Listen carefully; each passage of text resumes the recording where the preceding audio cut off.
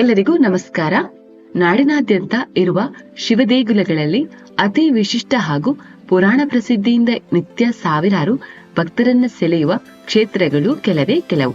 ಋಷಿಮುನಿಗಳಿಂದ ನಾರದಾದಿ ದೇವತೆಗಳಿಂದ ನಿರ್ಮಿಸಲ್ಪಟ್ಟ ದೇಗುಲಗಳು ಎಷ್ಟು ಖ್ಯಾತಿಯನ್ನ ಪಡೆದಿರುತ್ತದೆಯೋ ಹಾಗೆ ರಾವಣನಂತಹ ದಾನವರಿಂದ ನಿರ್ಮಾಣವಾದ ಕ್ಷೇತ್ರವು ಕೂಡ ಭಾರತೀಯರಾದ ನಮ್ಮಲ್ಲಿ ಭಕ್ತಿ ಮತ್ತು ಶ್ರದ್ಧೆಯ ಕೇಂದ್ರವಾಗಿದೆ. ಶಿವನ ವಿಗ್ರಹ ಲಿಂಗಗಳು ಕೆಲ ದೇಗುಲಗಳಲ್ಲಿ ಕಂಡು ಬಂದ್ರೆ ಆತ್ಮಲಿಂಗ ಇರುವ ಪಂಚಕ್ಷೇತ್ರಗಳು ಉತ್ತರ ಕನ್ನಡ ಜಿಲ್ಲೆಯ ಕರಾವಳಿ ತೀರದಲ್ಲಿ ಅರಬ್ಬಿ ಸಮುದ್ರದ ಕಿನಾರೆಯಲ್ಲಿ ಕಂಡುಬರುತ್ತೆ. ಇಂತಹ ಕ್ಷೇತ್ರಗಳಲ್ಲಿ ಗುಣವಂತೆಯಲ್ಲಿರುವ ಶ್ರೀ ಸಂಬುಲಿಂಗೇಶ್ವರ ಕ್ಷೇತ್ರ ಕೂಡ ಒಂದು ಆತ್ಮಲಿಂಗ ಇರುವಂತಹ ಸ್ಥಳವಾಗಿದೆ. ಹಾಗಾದ್ರೆ ಬನ್ನಿ, ಗುಣವಂತೆಯ ಶ್ರೀ ಸಂಬುಲಿಂಗೇಶ್ವರ ದೇವಾಲಯದ ಇತಿಹಾಸ ದಂತಕಥೆಯನ್ನ ಈ ವಿಡಿಯೋದ ಮುಖಾಂತರ ತಿಳಿಯೋಣ. ಹಾಗಾದ್ರೆ ಈ ಗುಣವಂತೆ ಶ್ರೀ ಸಂಬುಲಿಂಗೇಶ್ವರ ದೇವಾಲಯ ಎಲ್ಲಿದೆ ಎಂಬ ಪ್ರಶ್ನೆಗೆ ಉತ್ತರ ಇಲ್ಲಿದೆ. ಇದು ಕಾರವಾರ ಮಂಗಳೂರು ರಾಷ್ಟ್ರೀಯ ಹೆದ್ದಾರಿ 13ರಲ್ಲಿ ಹೊನ್ನಾವರ ತಾಲೂಕು ಕೇಂದ್ರದಿಂದ 10 ಕಿಲೋಮೀಟರ್ ದೂರದಲ್ಲಿರುವ ಗುಣವಂತೆ ಗ್ರಾಮ ಹೆದ್ದಾರಿ ಸನಿಹದಲ್ಲಿ ಈ ದೇವಾಲಯ ಇದ್ದು ದೇಶಾದ್ಯಂತ ಅಸ್ಥಿಕರ ತೀರ್ಥಕ್ಷೇತ್ರವಾಗಿ ಉಳಿದಿದೆ.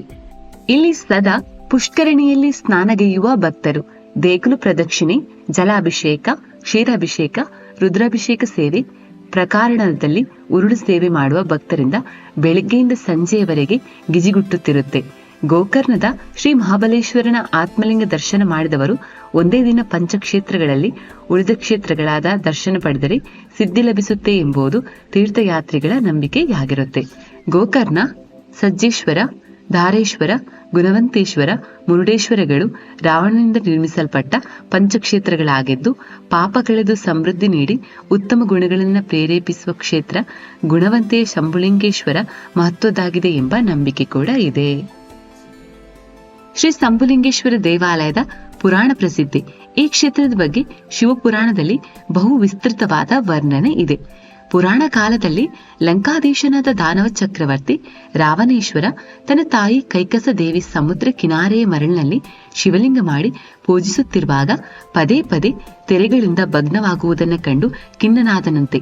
ತನ್ನ ಮಾತೆ ನಿತ್ಯವೂ ಶಿವನನ್ನ ಶ್ರದ್ಧೆ ಹಾಗೂ ನಿರಂತಕವಾಗಿ ಪೂಜಿಸುವಂತೆ ಮಾಡಲು ಕೈಲಾಸವಾಸಿ ಶಿವನ ಕುರಿತು ಉಗ್ರ ತಪಸ್ಸು ಮಾಡಿ ಆತ್ಮಲಿಂಗವನ್ನ ಪಡೆದುಕೊಂಡನಂತೆ. ರಾಜಧಾನಿ ತಲುಪುವವರೆಗೂ ಭೂಮಿಗೆ ಸ್ಪರ್ಶಿಸದಂತೆ ಕೊಂಡೊಯ್ಯಬೇಕು ಎಂದು ಶಿವ ಆಗಲೇ ತಿಳಿಸಿದ್ದನಂತೆ. ಲಂಕೆಯ ಮಾರ್ಗದಲ್ಲಿ ಪ್ರಯಾಣ ಬೆಳೆಸಿ ಗೋಕರ್ಣದ ಬಳಿ ಬಂದಾಗ ಸಂಧ್ಯಾವಂದನೆ ಸಮಯವಾಯಿತಂತೆ. ಶಿವನಿಗೆ ಆಜ್ಞೆ ಕೊಡಲು ಕೈಯಲ್ಲಿರುವ ಆತ್ಮಲಿಂಗವನ್ನ ಯಾರ ಬಳಿ ಕೊಡಲಿ ಎಂದು ಚಿಂತಿಸುತ್ತಿರುವಾಗ ದೇವತೆಗಳ ಪ್ರತಿತಂತ್ರದಂತೆ ದನಗಾಯಿ ವೇಷದಲ್ಲಿ ಗಣಪತಿ ಆಗಮಿಸಿದನಂತೆ. ಆಗ ರಾವಣನು ಗಣಪತಿಯ ಕೈಯಲ್ಲಿ ಆತ್ಮಲಿಂಗವನ್ನ ನೀಡಿ ತ್ವರಿತವಾಗಿ ಸಂಧ್ಯಾವಂದನೆ ಮಾಡಿ ಬರುವುದಾಗಿಯೂ ಅಲ್ಲಿಯವರೆಗೆ ಜೋಪಾನವಾಗಿ ಕೈಯಲ್ಲಿ ಹಿಡಿದುಕೊಳ್ಳುವಂತೆಯೂ ತಿಳಿಸಿದನಂತೆ. ಸಂಜೆಯಾಗುತ್ತಿರುವ ಕಾರಣ ದನಗಳು ಹಿಂತಿರುಗಿದರೆ 3 ಸಲ ಕೂಗಿ ಕರೆಯುವೆ, ಅಷ್ಟರೊಳಗೆ ಬರಬೇಕು, ಇಲ್ಲವಾದರೆ ಭೂಮಿಗೆ ಇಡುವುದಾಗಿ ಗಣಪತಿ ಕರಾರು ಹೇಳಿದನಂತೆ. ರಾವಣ ಸಂಧ್ಯಾವಂದನೆಗಾಗಿ ಸಮುದ್ರದ ಬಳಿ ಹೋಗುತ್ತಿದ್ದಂತೆ 3 ಸಲ ಕೂಗಿ ಗಣಪತಿ ಆತ್ಮಲಿಂಗವನ್ನ ನೆಲಕ್ಕೆ ಇಟ್ಟನಂತೆ.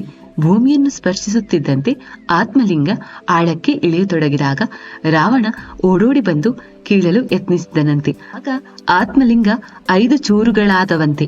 ಅದನ್ನು ಲಂಕೆಗೆ ಎಸೆಯಬೇಕೆಂದು ರಾವಣ ಜೋರಾಗಿ ಎಸೆದಾಗ ಕಾರವಾರ ಸನ್ನಿಹದ ಸಜ್ಜೇಶ್ವರ, ಹಳದಿಪುರ ಸನಿಹದ ಧಾರೇಶ್ವರ, ಹೊನ್ನಾವರ ಸನಿಹದ ಗುಣವಂತೆ ಹಾಗೂ ಮುರುಡೇಶ್ವರದ ಸಮುದ್ರದ ಬಳಿ ಬಿದ್ದವಂತೆ.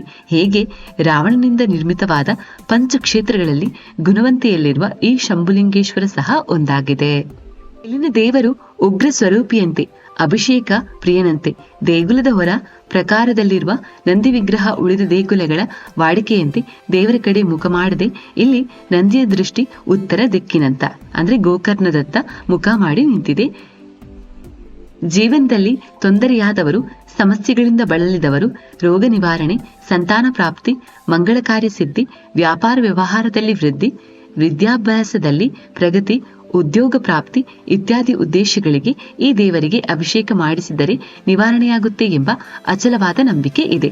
ನೀರಿನ ಅಭಿಷೇಕ, ಎಳನೀರ ಅಭಿಷೇಕ, ಪಂಚಾಮೃತ ಅಭಿಷೇಕ, ರುದ್ರಾಭಿಷೇಕಗಳನ್ನ ಹರಕೆಯಾಗಿ ಸಲ್ಲಿಸುತ್ತಾರೆ.